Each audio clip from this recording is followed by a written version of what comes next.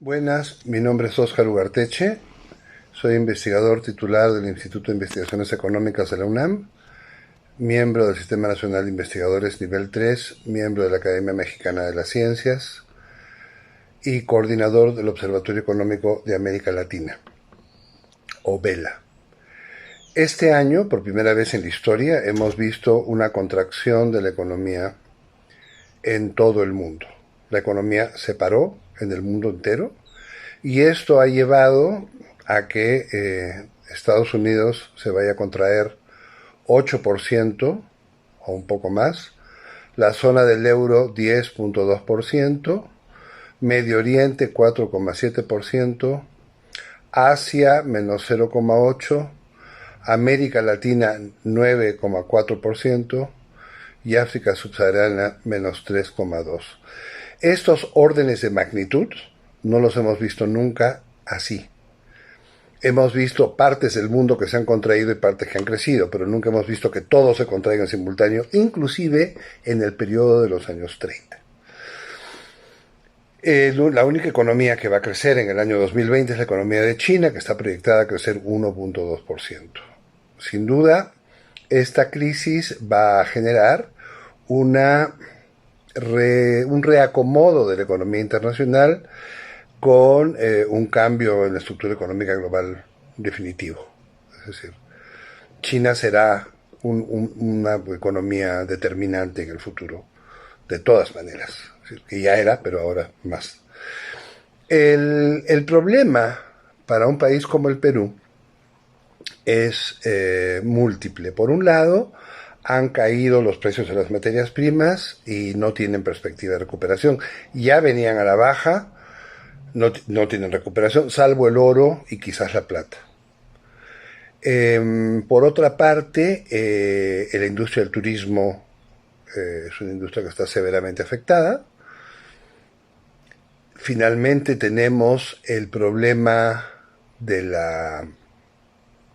los restaurantes. El Perú, que se ha centrado tanto en restaurantes, ahora lo que estamos viendo es que hay un problema con la restauración, porque los ambientes cerrados no son buenos para la salud. Todo esto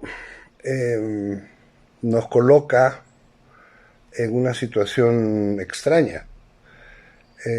Hay que considerar que el 75% de la población económicamente activa peruana está en el sector informal y que apenas la cuarta parte está en el sector formal. Entonces, si tú desactivas los motores de la economía, todo ese sector informal que está articulado a aquello otro, pues se ve afectado adversamente, ¿no? Esto va a obligar a repensar el desarrollo a partir del empleo. Es decir, tenemos que regresar, como en el año 32, a pensar bien cómo y dónde se genera empleo, cuáles son las políticas de empleo, y dejar de lado, como política fundamental, las políticas de control de inflación, que en todo caso no han generado crecimiento económico de gran magnitud. Sí necesitamos ver cómo se articulan los ecosistemas adentro del país y necesitamos ver también qué cosas se pueden volver a producir que se producían antes y se dejaron. Por ejemplo, el ganado lanar de altura, que es un ganado de lana merino, adaptado para alturas encima de 3.500 metros, que desapareció en la década del 80 por degeneración genética. Eso es fundamental, que este ganado vuelva a existir, y no solamente para tenerlo en el Perú, sino también para exportarlo y colocarlo en otros países que tienen grandes alturas, en Asia y en otras partes de América Latina. También es necesario pensar que la industria textil va a tener un reacomodo. Vamos a pasar por un reacomodo en el uso de productos orgánicos. Esto en la medida en que el transporte contamina, y lo que estamos tratando de hacer ahora para tratar de que no haya más epidemias, es decir, que la temperatura del mundo se enfríe un poco de forma tal de que podamos seguir viviendo en paz. Finalmente está el tema del cambio de la matriz energética.